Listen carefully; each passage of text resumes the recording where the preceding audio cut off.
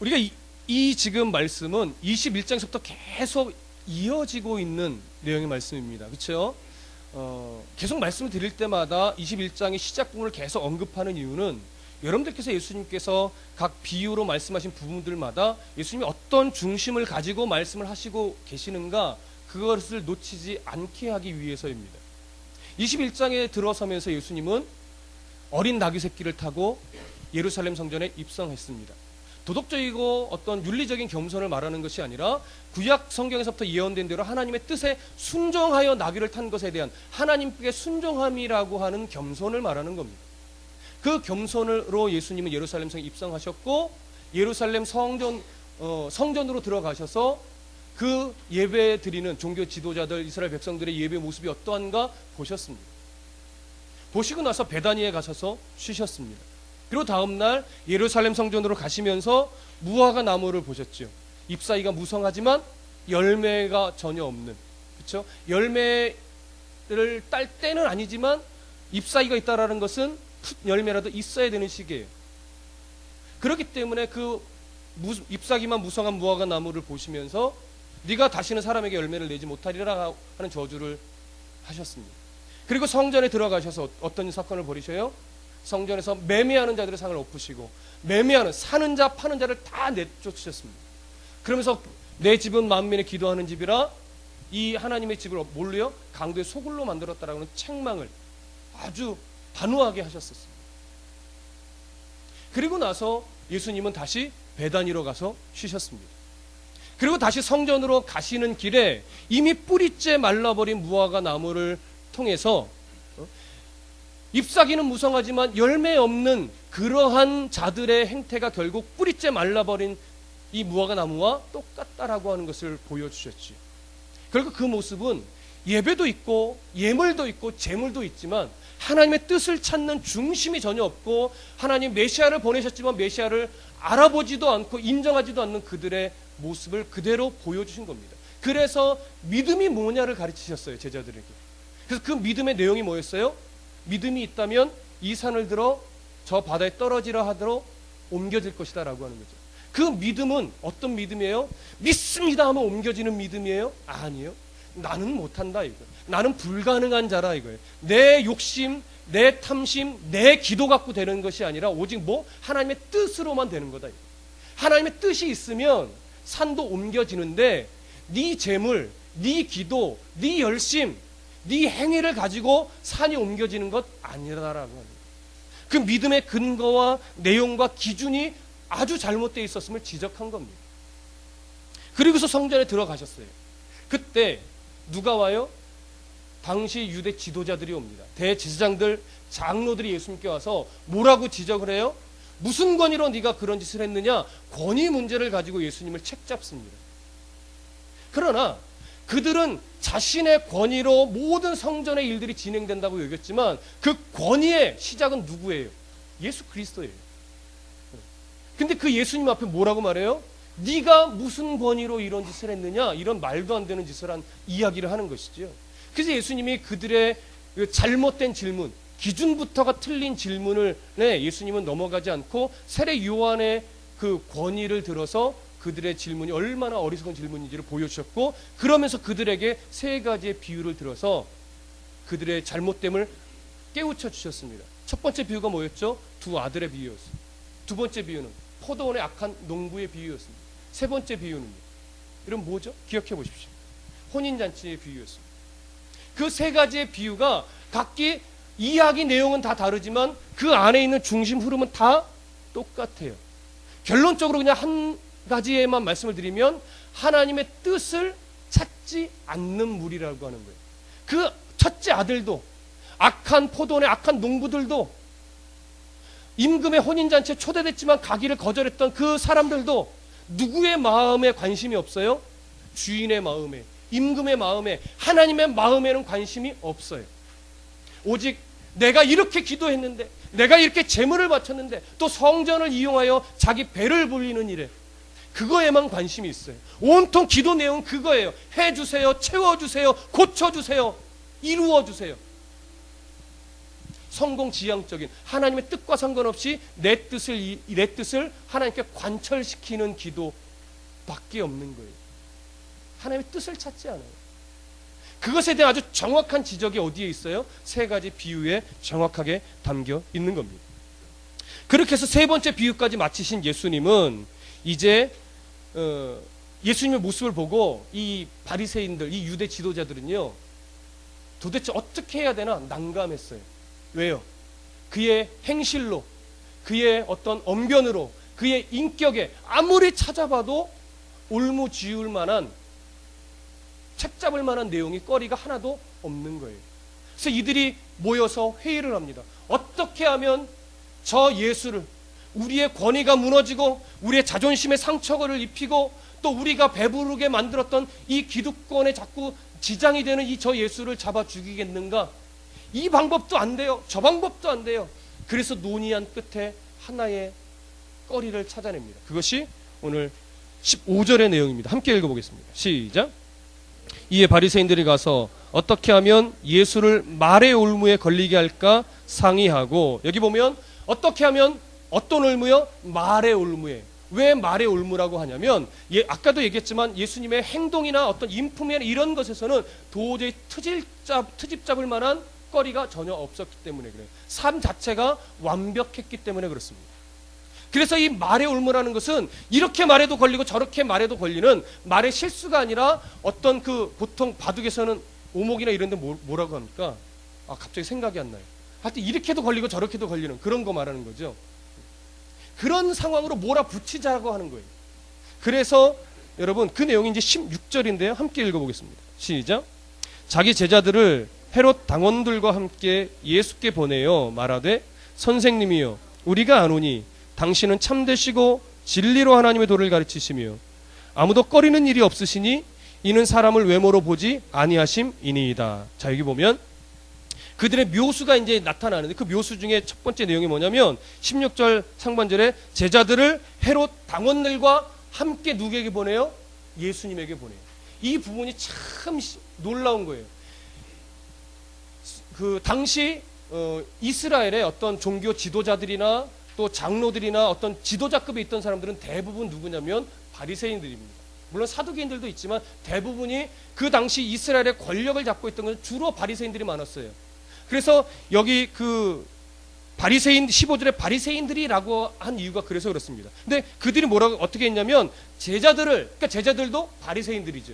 제자들을 누구와 함께 보냈냐면 헤롯 당원들과 함께 누구에게요? 예수님께 보냈어요. 근데 이 바리새인들은요 헤롯 당원들과 함께 갈 수 없는 자들이에요. 왜냐하면 바리새인들은요 아주 경건한 유대주의자들이죠. 민족주의자들이에요. 그래서 반로마적인 성향이 강한 자들입니다. 로마에 세금 바칠 수 없다. 빨리 로마의 앞에서 벗어나야 된다. 이런 측에 서 있던 사람들이에요. 근데 헤롯 당원들은 헤롯의 정치의 어떤 편에 서 있던 자들인데 당시 헤롯은 유대 혈통에 가까이 있지 않습니다. 로마에 잘 보여서 지금 이 분봉왕을 지내던 자예요. 그렇기 때문에 헤롯은 이미 누구 쪽에 기울어 있는 사람이에요? 로마의 정치 쪽에 기울어져 있는 친로마적 성향이 강한 사람이에요. 그래서 헤롯 당원이라는 것은 뭐냐면 헤롯의 정치에 서 있으면서 친로마적인 성향을 갖고 살아가는 자들이에요. 그러니까 반로마적인 성향의 바리새인들과 친로마적인 성향의 헤롯 당원들이 같이 갈 수 있어요? 같이 갈 수 없죠. 모든 일에 부딪히고 싸우고 경계하는 자들이에요. 근데 이상하게 어떻게 구슬렸는지 모르겠지만 예수를 책잡는 일에 이 두 부류가 어떻게 해요? 한 마음이 돼서 지금 예수님께 간 거예요. 참 기가 막힌 일이죠. 어떻게 말을 했으면 어떠한 묘수를 짜냈으면 이게 가능했을까요? 근데 가능했어요. 그래서 이 제자들과 헤롯 당원들이 함께 예수님께 갔습니다. 가서 첫 질문이 뭐냐면 선생님이요, 랍비요 이런 말이에요. 여러분 한번 생각해 보세요. 왜 이들이 함께 예수님께 나가서 예수님에게 랍비요, 선생님이요 이렇게 호칭했을까요? 21장 앞에서는요 이 바리새인들이 예수님께 가자마자 뭐라고 말했어요? 당신이 무슨 권위로, 네가 무슨 권위로 이렇게 말하던 자들이에요. 예? 여러분 한번 보실까요? 몇 절에 나와 있죠? 21장 23절 함께 읽어보겠습니다. 시작. 예수께서 성전에 들어가 가르치실세 대제사장들과 백성의 장로들이 나와 이르되 네가 무슨 권위로 이런 일을 하느냐 또 누가 이 권위를 주었느냐. 이게요 굉장히 겸손한 말이었겠어요? 네가 무슨 권위로 이렇게 말했겠어요? 눈이 막 찢어지고 막 눈빛에서 레이저가 나가죠. 막. 잡아먹을 듯이 네가 무슨 권위로 막 그러면서. 그렇죠? 근데 갑자기 태도가 바뀐 거예요. 선생님이요. 선생님이요. 왜요? 여기서 당시 선생이라는 것은요 말하자면 제자들에게 모든 인생의 지침을 주고 모든 질문에 대답을 해주는 자들이에요. 같이 살아가는 자예요. 네, 같이. 그러니까 지금 선생님이요 라고 호칭한 이유는 뭐냐면 내가 이제 질문을 할 텐데 이 질문에 꼭 대답해 주셔야 합니다. 이런 의도죠. 근데 그 의도 이면은 또 뭐예요? 제발 내 질문에 대답해 주셔서 이 올무에 좀 걸려주세요. 이런 의도가 있는 거죠. 그래서 선생님이요 이렇게 호칭을 하는 겁니다. 그러고 나서 보세요. 다음 구절 함께 읽어볼게요. 우리가부터 시작. 우리가 아노니 당신은 참되시고 진리로 하나님의 도를 가르치시며 아무도 꺼리는 일이 없으시니 이는 사람을 외모로 보지 아니하심이니이다. 자, 여기 보시면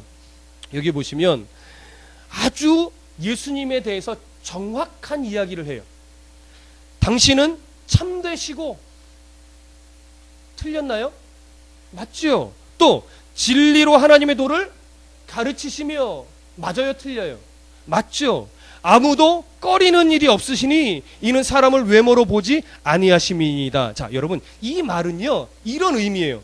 당신은 상황이나 어떤 형편, 어떤 사람이나 어떤 권력자나 이런 사람들에 의해서 방해받지 않고 자신이 아주 의도하는 바를 정직하게 누구에서든 어떤 상황에서든 누구 앞에서든 다 이야기하시는 분이신 줄 내가 압니다. 사실은 이런 의도예요.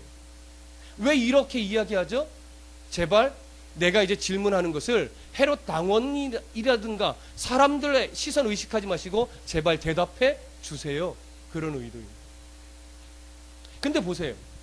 이들이 분명 예수님에게 이런 말씀을, 이런 아주 대단한 칭찬을 할 때 분명 의도는 잘못됐어요. 그렇죠? 정말 이렇게 인정해서 하는 건 아니에요. 그런데 이 내용이 맞아요, 틀려요? 맞지요? 그렇다면 이들도 예수님이 어떠한 분인가 안다는 얘기예요, 모른다는 얘기예요? 안다는 얘기죠. 예수님에 대해서 나름대로 정확한 지식을 갖고 있어요, 없어요? 있어요. 그럼에도 불구하고 예수님에 대해서 정확한 지식을 갖고 있는데 이것이 온전한 믿음으로 발휘되어지고 있어요? 아니죠. 왜 그럴까요? 예수님에 대해서 알고 있어요. 어떤 분인지 알아요. 진리로 하나님의 도를, 참되시고 진리로 하나님의 도를 가르치시는 분인 줄 알아요. 근데 이것이 믿음으로 발휘되어지지 않아요. 왜 그럴까요? 진리를 대하는 기준, 자세가 틀렸기 때문에 그렇습니다. 여러분, 세상에 성경 말씀 목사보다 더 많이 하는 사람 많습니다, 여러분. 목사보다 언변력 유창한 사람 세고 셌습니다, 여러분. 성경 고고학, 지리학에 걸쳐서, 역사에 걸쳐서 목사 뺨치는 사람 많아요. 그럼에도 불구하고 그들이, 많은 부류의 사람들이 그럼에도 불구하고 믿음이 있어요? 없어요. 왜요? 그렇게 아는 지식을 대하는 기준이 틀렸기 때문에 그렇습니다. 오늘 여러분들이 왜 이 자리에서 함께 예배합니까? 여러분들이 지식이 많아서요? 아니요. 그런 차원의 문제가 아니에요. 지식이 있고 없고 하나님에 대해서 많이 알고 모르고를 떠나서 하나님에 대한 여러분들의 기준과 자세가 올바르기 때문에 그렇습니다. 예수 그리스도의 보혈의 은혜로 말미암아 내가 구원의 백성이 됐고 하나님을 예배하는 자가 되었다라고 하는 사실을 여러분들이 인정하는 백성이기 때문에 그렇습니다. 그렇지 않으면 이 자리에 앉아 있어도 하나님을 예배하는 것이 아니죠. 우리가 오늘 그걸 보실 수 있어야 됩니다. 자, 믿음의 기준, 이것이 이들이 틀려 있기 때문에 오늘 우리는 예배하고 있다고 해서, 이 자리에 앉아 있다고 해서 우리의 신앙이 올바른 것이 아니라 예배하는 내 기준과 내 중심과 출발점이 어떠한가를 늘 점검해 보실 수 있는 신앙인이 되어야 합니다. 누누이 말씀드리지만 내가 몇 번을 예배 드렸느냐 중요하지 않습니다. 하나님이 내 예배를 몇 번이나 받으셨을까? 그걸 생각하실 수 있어요. 새벽 예배 개근을 했느냐 안 했느냐 이게 중요하지 않고 정말 새벽에 나와서 내가 하나님과 교통하며 기도했느냐 이게 중요해요. 얼마나 많은 예물을 드렸느냐 절대 중요하지 않습니다. 하나님이 받으실 만한 예물. 얼마나 많은 봉사를 했느냐 아니요. 얼마나 하나님의 은혜 안에 젖어서 감사함으로 사람의 시선에 의식하지 않고 감사함으로 겸손히 섬겼느냐가 더 중요합니다. 근데 그 모든 것들은 신앙생활이에요?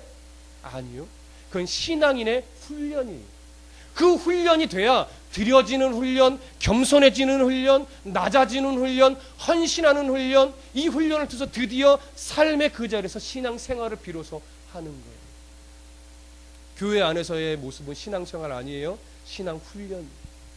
그러니 제발 신앙훈련 잘 받고 신앙생활을 바르게 하는 성도가 되셔야 하는데 이들은 기준이 잘못됐으니까 성전 안에서 하는 행위가 신앙생활이고 그것이 전부라고 생각했어요. 그거면 충분하다고 생각했어요. 그러니 삶이 없어요.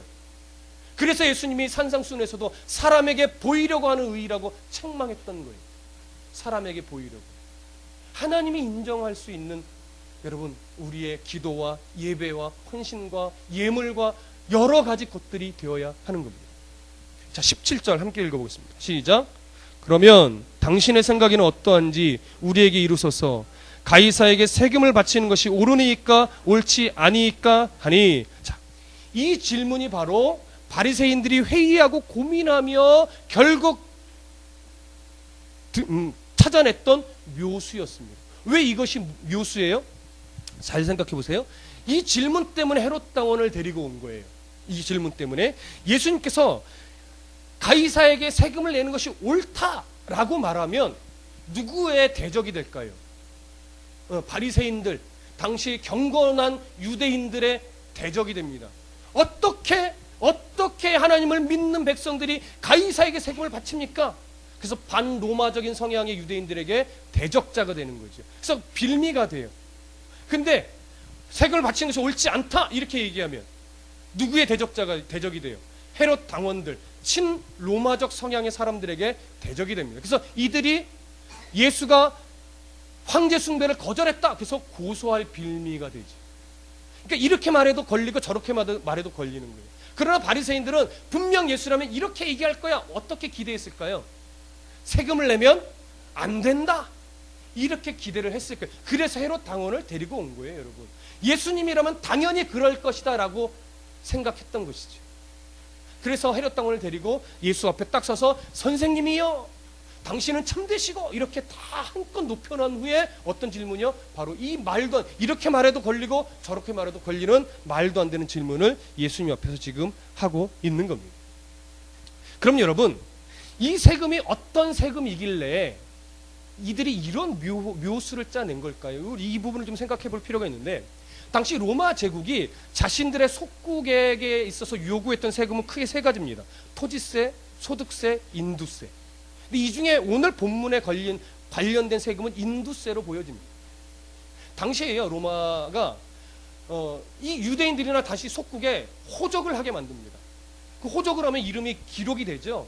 그래서 남자들은 14세부터, 여자들은 12세부터 65세에 해당하는 사람들은 다 인두세를 내야 됐어요. 근데 이 세금을 유대 동전으로 받는 것이 아니라 로마 동전으로 받아요. 이 로마 동전이 바로 데나리온입니다. 근데 이 데나리온, 로마 화폐인 로마 동전 데나리온에는요, 앞면과 뒷면에 형상이 새겨져 있고 글씨가 써져 있어요. 앞면에는 어떤 모습이 조각되어 있냐면 황제의 어떤 신성을 표시하는 월계관을 쓴 황제의 조각이 새겨져 있어요. 그리고 거기에 뭐라고 쓰여져 있냐면 존엄한 신의 존엄한 아들 티베리우스 가이사라는 글이 새겨져 있어요. 그리고 그 뒷면에는 신들의 평화를 상징하는 홀, 그리고 감람나무 가지를 양쪽에 하나씩 들고 있는 로마 황제의 어머니 형상이 새겨져 있습니다. 그리고 뭐라고 적혀 있냐면 지극히 높은 대제사장, 이런 글귀가 새겨져 있어요. 이 앞면과 뒷면에 새겨진 형상과 글은 결국 이 존재들을 신격화하는 내용이에요. 신격화하는 거예요. 그렇기 때문에 이 동전은요, 무엇의 연장선이냐면 로마 황제 숭배 사상의 연장선에 있는 거예요. 이 의도로 로마 화폐로 세금을 내게 만든 거예요. 그렇기 때문에 로마 화폐로 세금을 낸다라고 하는 것은 어떤 의미가 담겨 있냐면 로마 황제를 신으로 섬깁니다. 신으로 인정합니다. 이 로마 황제를 우리가 숭배합니다. 이런 의미가 담겨져 있는 거예요. 그렇기 때문에 당시 바리새인들이나 어떤 그 경건한 민족주의자들은요, 경건한 유대인들은 이 로마 황제에게 세금을 내는 것이 굉장히 큰 시험거리였어요. 안 내면 고통을 받고 내전이 자기 신앙에 걸리는 거예요. 그래서 이들은요, 로마 황제의 세금을 내는 것을 굉장히 싫어했고 세금을 내면 안 된다 이렇게 주장했어요. 그래서 누구를 죄인 취급해요? 그래서 세리들을 죄인 취급했던 거예요. 단순하게 세금을 걷는 자들이 밉다 이런 차원의 문제가 아니에요. 그들은요, 이스라엘 백성들에게 로마 화폐로 세금을 거두면서 로마 황제에게 그 세금을 바치는 중간다리 역할을 했던 자예요. 그러니까 유대인들의 유일신 사상에 완전히 정면으로 도전하는 무리들이에요. 그래서 세리들을 죄인 취급하고 가까이 하지 않고 그들과 밥상머리에도 같이 앉지 않는 거예요. 무슨 말인지 이해되십니까? 그만큼 로마 화폐를 가지고 로마 황제에게 세금을 낸다는 것은 이때 굉장히 민감한 문제예요. 아주 중요한 문제였어요. 이 문제에 예수 그리스도를 끌어온 거예요. 그러니 이 문제가 얼마나 심각한 문제이겠습니까? 그래서 여러분 18절 함께 읽어보겠습니다. 18절 맞나요? 22장 18절 함께 시작. 예수께서 그들의 악함을 아시고 이르시되 외식하는 자들아 어찌하여 나를 시험하느냐. 자, 예수님께서 그들의 악함을 아셨다고 그랬어요. 왜 이 말이 악해요? 가이사에게 세금을 내는 것이 옳습니까? 아니면 옳지 않습니까? 당연히 물어볼 수 있어요. 그래서 예수님이 가르쳐 주시는 대로 순종하려고 하는 의도라면 이것이 옳죠. 그러나 지금 이 질문하는 의도에는 순종하고 하나님의 뜻을 찾고자 하는 의도가 있어요? 없죠. 시험하려고 하고 올무에 걸리려고 하는 의도로 만들어낸 질문이었기 때문에 이 질문이 악했던 거예요. 그래서 예수님이 어찌하여 너희들이 나를 시험하려고 드느냐라고 책망했던 것이죠. 이 말씀 이해되시죠? 자, 넘어가 봅시다. 19절 20절 함께 읽어봅니다. 시작. 세금 낼 돈을 내게 보이라 하시니 데나리온 하나를 가져왔거늘 예수께서 말씀하시되 이 형상과 이 글이 누구의 것이냐.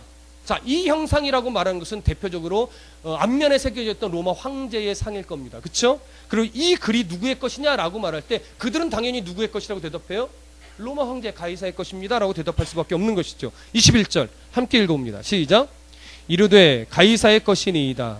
이에 이르시되 그런즉 가이사의 것은 가이사에게 하나님의 것은 하나님께 바치라.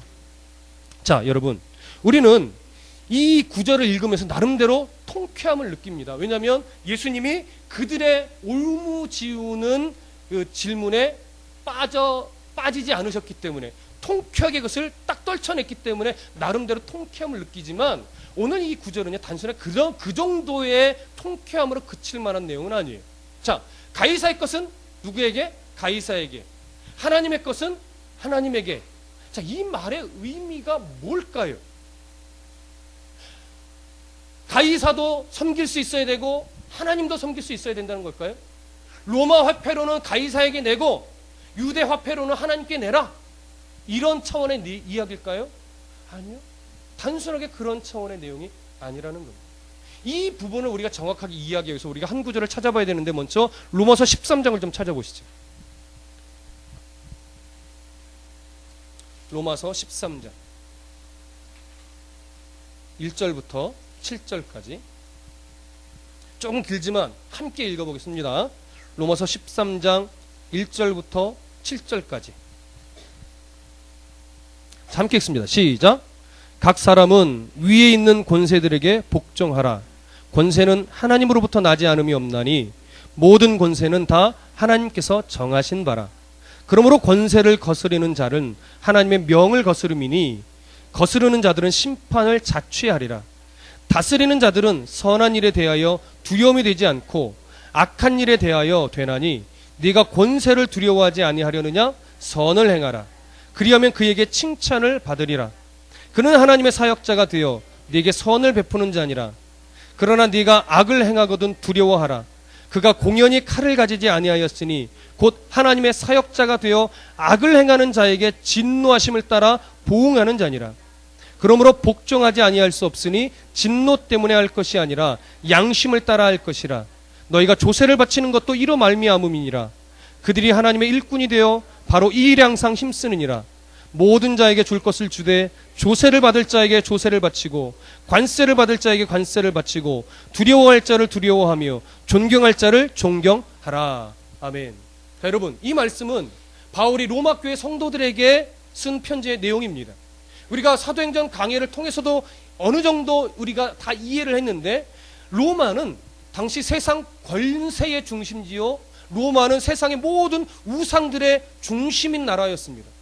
근데 바울이 뭐라고 지금 이야기를 하냐면, 그 권세, 로마의 권세, 로마 황제의 권세에 뭐예요? 복종하라는 거예요. 이 말은요. 그리고 그 권세에 복종해서 조세도 바치고 관세도 바치라는 거예요. 그리스도인의 유일신 사상의 정면으로 사실은 대치되는 말씀입니다. 그런데 왜 바울이 로마 교회 성도들에게 그렇게 권면했을까요? 오늘 13장 1절에 보니까 이렇게 말해요. 각 사람은 위에 있는 권세들에게 복종하라. 권세는 하나님으로부터 나지 않음이 없나니 모든 권세는 다 하나님께서 정하신 바라. 자, 보세요. 모든 권세라고 하는 것은 로마 황제뿐만이 아니라 전 세계 모든 나라, 오늘날 역사 속에서 일어나는 모든 통치자들의 권세를 다 말하는 겁니다. 우리나라 대통령도 말 동일한 거예요. 그렇죠? 근데 그 권세가 하나님께로부터 나왔으니 복종하라는 거예요. 근데 잘 생각해 보세요. 권세를 하나님께서 내셨기 때문에 그 권세에 복종하라는 의미가 뭘까요? 이렇게 얘기해 볼까요? 북한의 김정일, 김일성, 김정일, 김정은. 자, 그 권세도 누가 내신 거예요? 여러분, 입이 잘 안 떨어지지 않습니까? 하나님이 내신 게 맞는데 하나님이 내신 거라고 우리가 말을 뱉어버리면 그 김일성, 김정일, 김정은의 권세에도 굴복하는 게 옳게 되는 거예요, 여러분. 그 악한 권세를 어떻게 인정해요? 자, 그 권세를 하나님이 내신 게 맞아요? 이 고개가 참 애매하죠. 근데 맞아요, 여러분. 그래서 그 권세에 굴복해야 돼요. 근데 이 굴복이란 말을 여러분 잘 이해하셔야 된다고요. 단순하게 그 악한 권세도 하나님이 내신 거니까 굴복해야 된다, 이런 차원이 아니에요. 그건 오해예요, 오해. 자, 로마서 13장 다시 보세요. 몇 절을 보시냐면 4절 보세요. 함께 읽어봅니다. 한 번 더 시작. 그는 하나님의 사역자가 되어 네게 선을 베푸는 자니라. 그러나 네가 악행을 행하거든 두려워하라. 그가 공연히 칼을 가지지 아니하였으니 곧 하나님의 사역자가 되어 악을 행하는 자에게 진노하심을 따라 보응하니라. 이게 로마 황제에 대한 이야기예요. 1차적으로는 로마 황제에게 뭐라고 말하냐, 로마 황제를, 로마의 권세를 뭐라고 지칭하냐면 하나님의 뭐가 됐다? 사역자가 됐다. 이 말의 의미가 뭐겠어요? 로마의 권세를 하나님이 주셨는데 그 권세는 하나님의 사역자가 돼서 악한 자에게 뭐예요? 하나님이 채찍을 대는 매라는 거예요, 여러분. 그 권세를 인정하라는 거예요. 악한 권세가 옳다라는 것이 아니라 왜 하나님이 악한 권세를 냈느냐?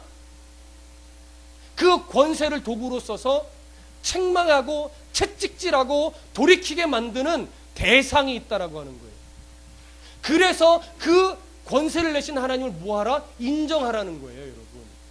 무슨 느낌인지 이해하시겠습니까? 조금 더 이해하도록 여러분 하박국서를 한번 보시죠. 우리가 수요일에 지금 사도행전 강의를 마치고 하박국 강의를 잠시 로마서 강의 전에 하고 있는데, 하박국 1장 5절을 한번 찾아보시죠. 이 구절을 보시면 조금 더 이해될 겁니다. 하박국 1장 5절에서부터 6절까지. 자, 함께 읽어봅니다. 시작. 여호와께서 이르되 너희는 여러 나라를 보고 또 놀라고 또 놀랄지어다. 너희의 생전에 내가 한 가지 일을 행할 것이라. 누가 너희에게 말할지라도 너희가 믿지 아니하리라. 보라, 내가 사납고 성급한 백성 곧 땅이 넓은 곳으로 다니며 자기의 소유가 아닌 거처들을 점령하는 갈대아 사람을 일으켰나니. 자, 여기 갈대아 사람이 누구예요? 바로 바벨론이에요. 당시 전 세계의 패권은 아수르가 짚고 있었습니다. 아수르가 전 세계를 압제하며 조공을 받아먹고 있었어요. 그러나 전 세계를 보고 놀라라. 왜? 아수르보다 더 잔인하고 악독한 바벨론이 일어났다 이거예요. 그 바벨론이 아수르가 정복한 나라를 하나둘씩 잡아먹고 있는데 그 바벨론은 아수르랑은 차원이 달라요. 바벨론은 한 나라 한 나라를 멸망시키고 죽이고 노예로 만들려고 점령하는 것이고, 아수르는 조공을 받아먹으려고 길들이며 압제하는 거예요. 차원이 다르죠. 근데 하나님이 그런 잔인하고 악독한 바벨론을 어디로 보내요? 이스라엘, 유다로, 남유다로 보낸다는 얘기예요. 왜요? 아예 멸망시키려고. 하박국이 이해 안 되죠. 하나님, 제가 기도한 것은 그거 아니잖아요. 이 악한 백성, 하나님의 뜻을 구하지 않는 백성, 예배가 오염되는 이 백성들에게 잠시 매를 내서 회복만 시켜달라는 기도였잖아요. 근데 왜 바벨론을 보내? 바벨론을 보내면 이 하나님이 선택한 이 백성이 멸망당하고 예루살렘 성전이 폐허가 되고 무너질 텐데 말도 안 돼, 인정할 수 없어요. 이 고백한 거 아니에요? 그런데 하나님이 2장에 들어가셔서 그에게 나타나서 또 뭐라고 음성을 주십니까? 한 구절만 보시죠. 4절, 2장 4절, 하박국 2장 4절 시작. 보라, 그의 마음은 교만하며 그 속에 정직하지 못하나 의인은 그의 믿음으로 말미암아 살리라. 저번 수요 예배 시간에 나누었던 말씀입니다. 이 말씀의 진의가 뭐였습니까? 의인은 믿음으로 말미암아 살리라. 잘 될 거야, 잘 될 거야. 그래, 하나님만 믿으면 잘 될 거야. 이런 거였어요? 아니요, 그 믿음 아니에요. 그런 믿음 아니에요. 여러분 착각하지 마세요. 여기서 의인은 믿음으로 말미암아 살리라는 것은 하박국의 잘못됐던 선임까지 깨진 거예요. 이스라엘은 멸망할 수 없다라고 하박국은 생각했어요. 이스라엘이 멸망하면 율법도 깨지고 하나님의 뜻도 깨진다라고 생각했어요. 그러나 아니요, 이스라엘이 멸망하고 하나님의 성전이, 예루살렘 성전이 무너져도 하나님의 나라는 망하지 않는다? 망하지 않는다. 오히려 지금은 예루살렘이 무너지고 예루살렘 성전이 무너지는 것이 하나님의 나라가 세워지는데 더 유익하다는 것을 깨닫는 거예요. 그러니까 오직 의인은 어떤 믿음? 하나님은 역사를 주관하셔서 모든 역사 속에 하나님의 나라가 견고히 서도록 섭리하시고 이끄신다. 악인이 설쳐도 하나님의 나라는 망하지 않는다. 악인이 설쳐서 이스라엘을 무너뜨려도 하나님의 나라는 망하지 않는다라고는 그 믿음, 그 믿음으로 말미암아 두려움 없이 안정감을 누리며 살아갈 수 있다라고 하는 하나님의 요구가 뭐예요? 오직 의인은 믿음으로 말미암아 살리라예요. 여러분 그 믿음이 있으셔야 돼요. 다드림교회 설립 3년 만에 망한다 할지라도, 문 닫는다 할지라도 하나님의 나라는 망해요? 안 망해요. 그러니까 교회는 꼼수 쓰면 안 돼요. 말씀 앞에 정직하게 뿌리 내리셔야 돼요. 하나님의 영광을 정말 정직하게 높이셔야 돼요. 하나님의 뜻을 구하며 좀 기도하셔야 돼요. 맨날 주세요, 주세요, 주세요. 이 기도 일색이 되셔서는 안 돼요. 저는 감히 성경을 기준으로 보면 그런 기도 하지 말라고 하고 싶습니다. 하나님이 다 아셔요. 하나님의 뜻을 찾으세요. 하나님, 저를 왜 아프게 하셨습니까? 주신 아픔을 주님이 주시는 은혜 안에서 잘 견디어내게 하셔서 이 아픔을 통하여 하나님의 나라가 세워질 수 있도록, 그래서 이 아픔을 통하여 제 표정에도 더 하나님의 나라가 더 선포될 수 있도록 제 믿음을 붙잡아 주세요. 이렇게 기도하셔야죠. 하나님, 제가 지금 경제적으로 매우 힘들어요. 그러나 이것 때문에 하나님의 나라가 망하지 않을 것을 믿습니다. 이것 때문에 하나님이 하나님의 백성을 죽이지 않는 것을 제가 압니다. 그러니 없어서 하나님을 원망하지 않을 수 있는 믿음의 수준으로 저를 어떻게 이끌어 주세요. 거기까지 가셔야죠. 신앙이 몇십 년 정도 되셨으면 그 수준까지 가셔야죠. 그러나 초보적인 신앙 수준에 계신 분에게 그걸 요구하는 것은 아니에요. 하나님이 다 아세요. 그래서 중심을 보시는 하나님이에요. 그런데 처음 신앙도 아니고 초보 신앙도 아닌데 목사인데 권사인데 장로임에도 불구하고 아직까지도 어린아이와 같이 주세요, 왜 안 주세요, 나 버리신 거예요, 이 정도 수준에만 머물러 있다면 하나님이 얼마나 가슴을 치겠어요.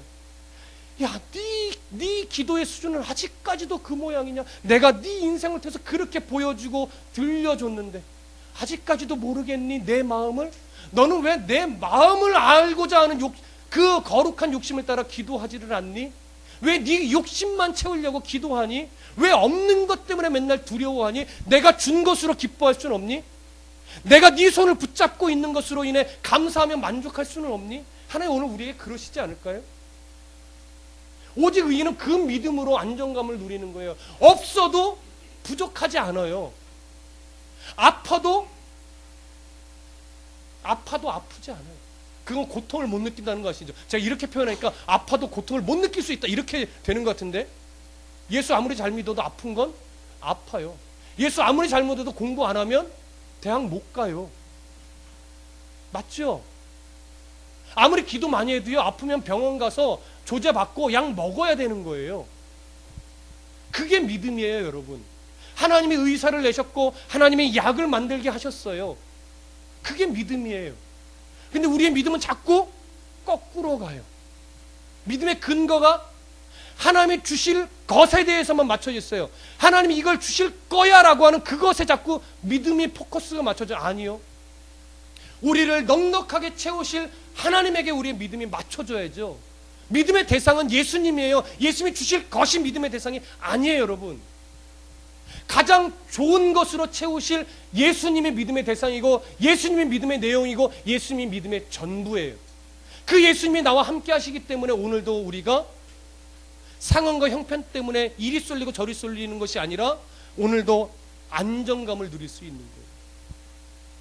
저번 주에 선교사님이 가시면서 저에게 그런 위로와 칭찬을 해주셨어요. 뭐냐면, 자기가 아는 주변에 이제 동료 목회자들이라는 데 보면 개척하고 2년에서 3년 시기를 되게 힘들어한대요. 왜요? 성도가 안 늘거든요. 재정의 어려움을 겪거든요.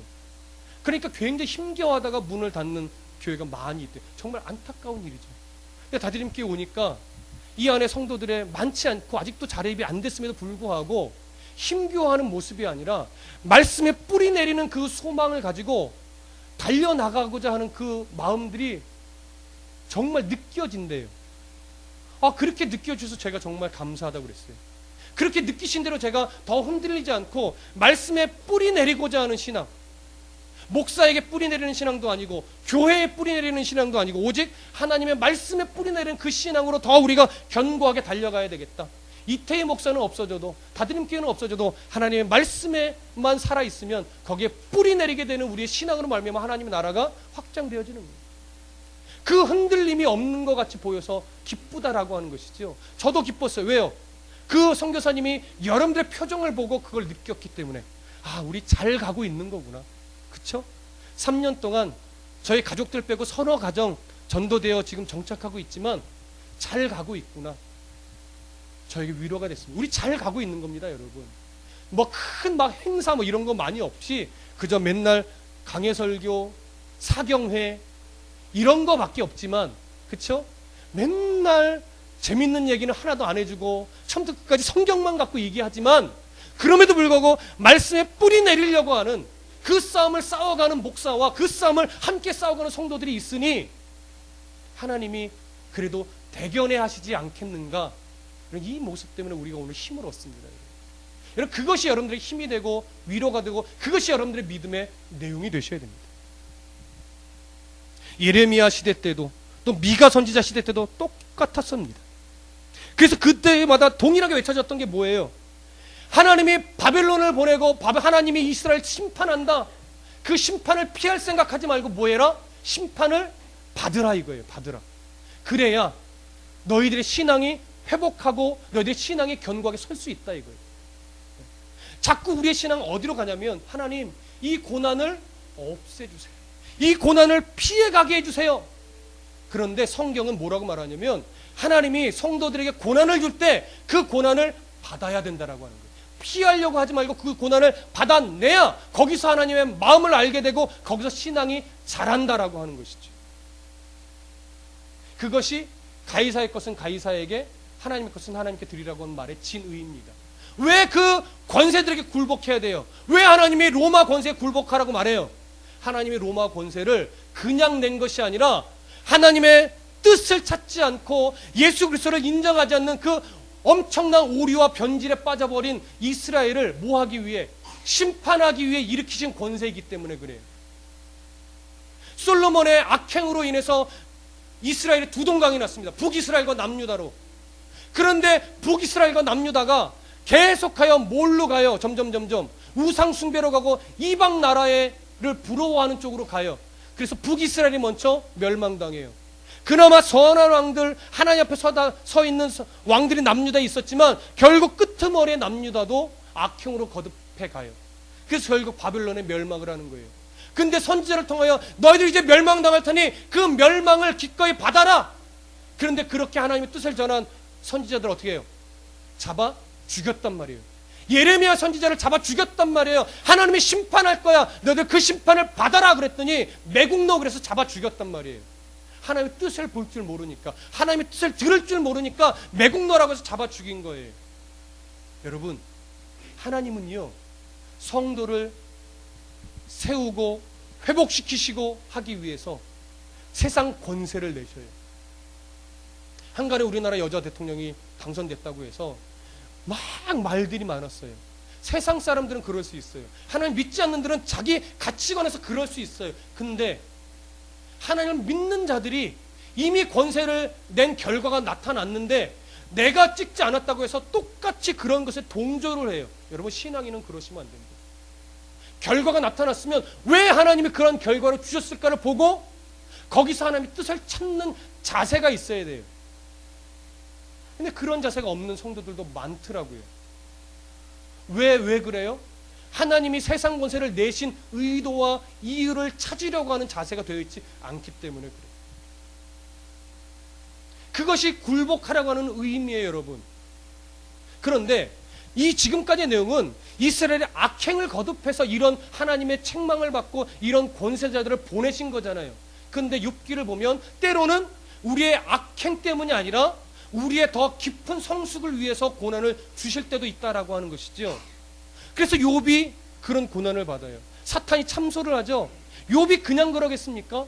하나님, 이유가 있겠죠.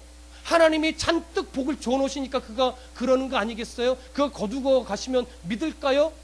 그때 하나님이 그래? 그러면 목숨만 건드리지 말고 네 하고 싶은 대로 다 해봐라. 여기서 우리가 갖게 되는 오해가 그겁니다. 하나님이 사탄과 딜을 하셨네? 거래를 하셨네? 그러나 여러분, 그거 거래 아니에요. 딜도 아니에요, 여러분. 하나님이 허락하신 이유는 뭔지 아십니까? 그런 욥에게 이제 또 고난이 필요했기 때문에 그렇습니다. 그건 거래가 아니에요. 사탄의 말에 휘둘린 것이 아니라고요. 이미도 욥은 한 번의 성숙을 위한 고난이 필요했었어요. 근데 그때 사단이 와서 이야기를 한 것뿐이에요. 그래서 하나님 뭐예요? 허락하신 것이죠. 그래서 고난이 막 불어닥치니까 욥이 한 번도 흔들림이 없었나요? 한 번도 하나님 원망하지 않았나요? 아니요. 우리는 종종 그렇게 이해를 해요. 그러나 욥기를 잘 읽어보세요. 욥은요 자기가 태어난 것을 저주하기까지 했어요. 왜 하나님 나를 여기에 태어나게 만드셔서 이럴 것 같으면 왜 태어나게 하셨냐고 부르짖고 원망하고 하소연하고 때로는 막 항변하고 친구들이 너 무슨 잘못을 저질렀잖아. 너 죄진 거 있으니까 하나님이 그렇게 심판하는 거지 라고 할 때 욥이 얼마나 교만했는지 나는 잘못 없어. 니들이 나 심판하지만 나는 오직 하나님의 심판만 받을 거야. 이 얘기가 뭐예요? 나 잘못 없는데 하나님이 왜 이런 고난을 줬느냐라고 하는 것이 뒤에 깔려 있는 것이죠. 그러나 시간이 흐르고 모든 것을 잃어버리고 정말 고통 중에 더 깊은 고통에 빠져 충분히 그 고통을 다 받은 이후에 하나님이 그에게 딱 나타나셨을 때 그때 욥이 하나님께 뭐라고 고백합니까? 찾아보시죠. 욥기 42장 5절.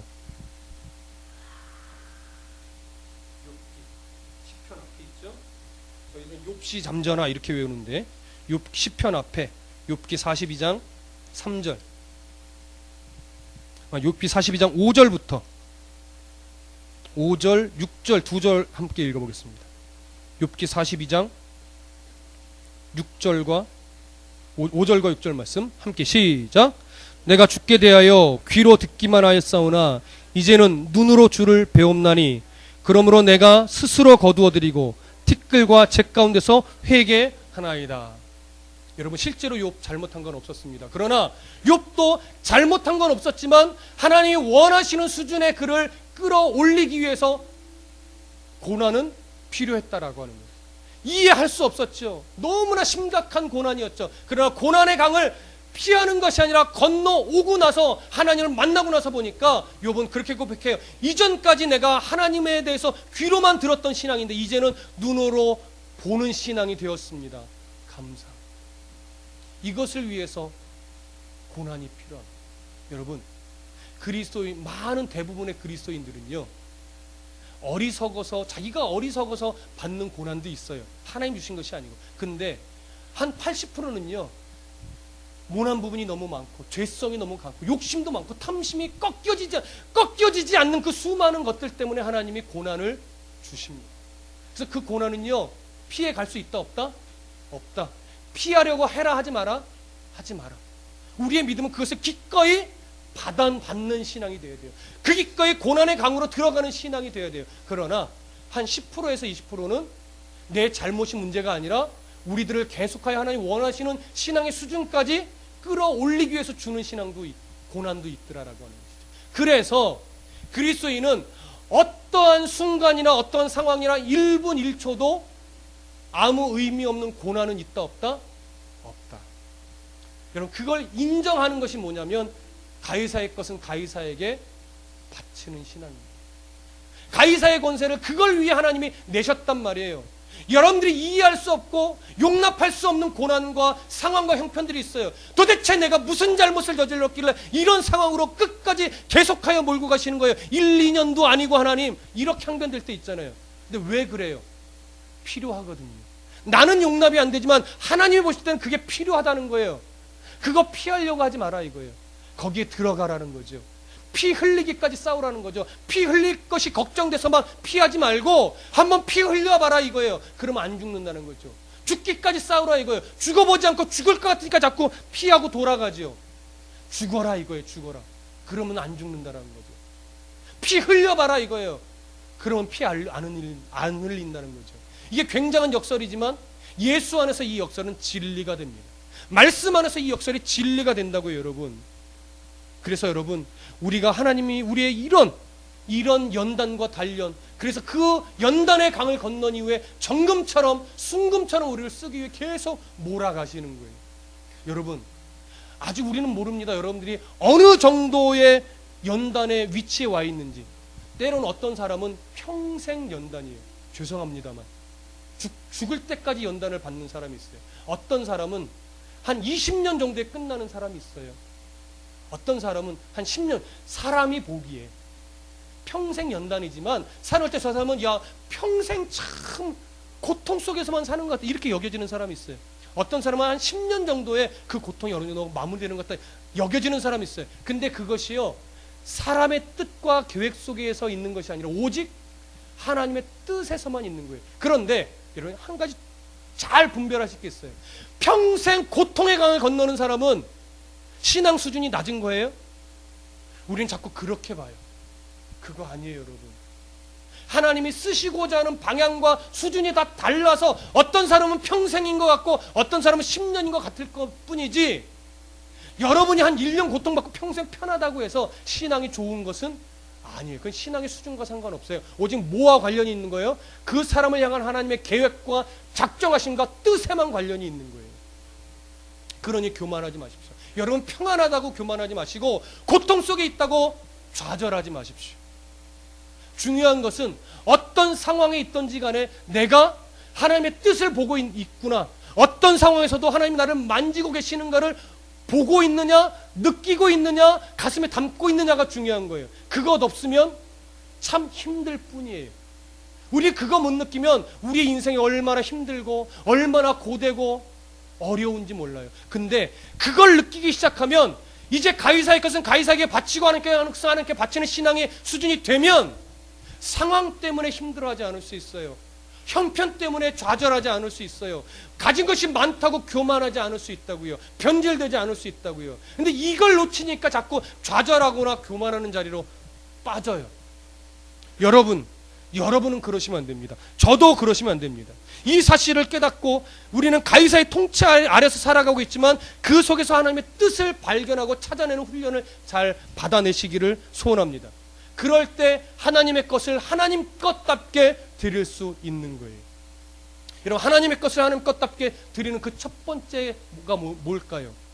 주일 예배를 바르게 드리십시오.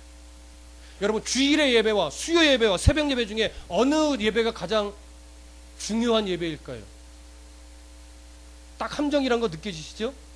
중요성으로는 따질 수 없습니다. 모든 예배, 하다못해 가정 예배도 주일 예배와 똑같습니다. 그러나 주일 예배는요, 한 가지 의미에 있어서 다른 것이 있습니다. 뭔지 아십니까? 주일의 예배는요, 모든 시간들의 대표성이 있는 예배예요. 예배의 수준이나 이것이 질적으로 다르다는 것이 아니라 갖고 있는 의미 중에 11조의 1에 해당하는 것. 11조의 1이 무슨 의미라고 그랬죠? 10분의 1? 아니요. 대표의 개념이라고요. 모든 것이 주님 것이라고 하는 고백이 그걸 1에 담는 것 뿐이에요. 꼭 10%를 잘 떼어야 되는 것이 아니에요, 여러분. 그 마음 없으면 10의 9조를 드려도 의미 없는 거예요.